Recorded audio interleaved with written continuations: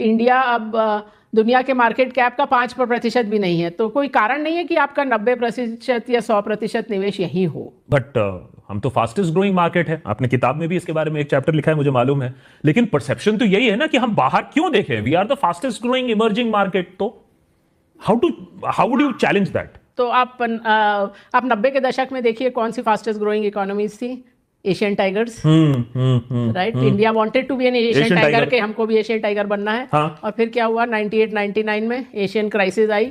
एक साल में वो सब बाजार डॉलर टर्म्स में 50 से 90% गिरे। ताइवान 50%, इंडोनेशिया 90%, बीच में ये सब साउथ कोरिया, फिलीपींस, थाईलैंड सब 50 और 90 के बीच में। और मेरे लिए तो वो वेकअप कॉल था कि देखो ये डेंजर है एक मार्केट में होने। मैंने सिटी बैंक के टाइम में 6 महीने इंडोनेशिया लगाए भी थे। मैंने कहा आज इंडोनेशिया में होते तो 90% डाउन थे।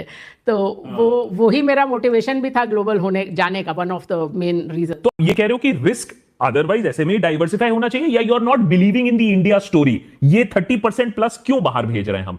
क्योंकि वो नेचर ही है स्टॉक मार्केट का, या इंडिया की स्टोरी का सवाल है? नहीं, ये डाइवर्सिफिकेशन तो आपको करना ही है ना। जो पुरानी कहावत है, don't put all your eggs in one basket. ठीक है। तो आपके बाकी के एग्स तो वैसे भी इंडिया की ही बास्केट में है। जैसे मैंने कहा नौकरी यहाँ पे है, रियल एस्टेट यहाँ पे है, सब यहाँ पर है। तो आप अपना सारा का सारा इन्वेस्टमेंट भी यहाँ कर देंगे। दूसरी बात मैंने ये भी अब देखी है, ये ज़्यादा हो गई है कि अब लोगों के बच्चे बाहर पढ़ने जाते हैं। हाँ। बहुत सारे बच्चे वहाँ सेटल हो जाते हैं। लोग रिटायरमेंट के बाद बोलते हैं 6 महीना वहाँ रहेंगे, 6 महीना यहाँ रहेंगे, जो भी।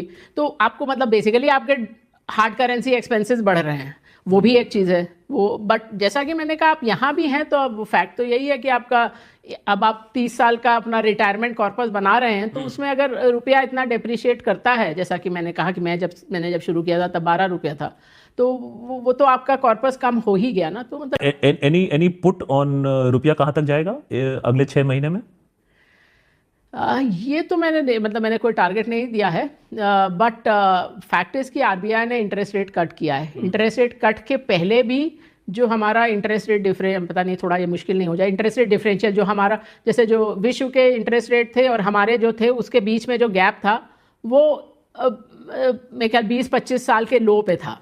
और उस पर भी हमने कट किया है, तो वो और कम हो गया है। तो ये मैक्रो इकोनॉमिक्स की कोई भी किताब उठाएं, तो अगर आप इंटरेस्ट रेट कट करेंगे तो आपकी करेंसी डेप्रिशिएट होगी, all other things being equal. तो वो तो होना ही था। मतलब तो इट वाज ऐसी नहीं, वही अप्रत्याशित बात नहीं थी। अब वो पता नहीं आरबीआई क्यों उस पर इतना ज़्यादा खर्चा कर चुके हैं ऑलरेडी। करेक्ट।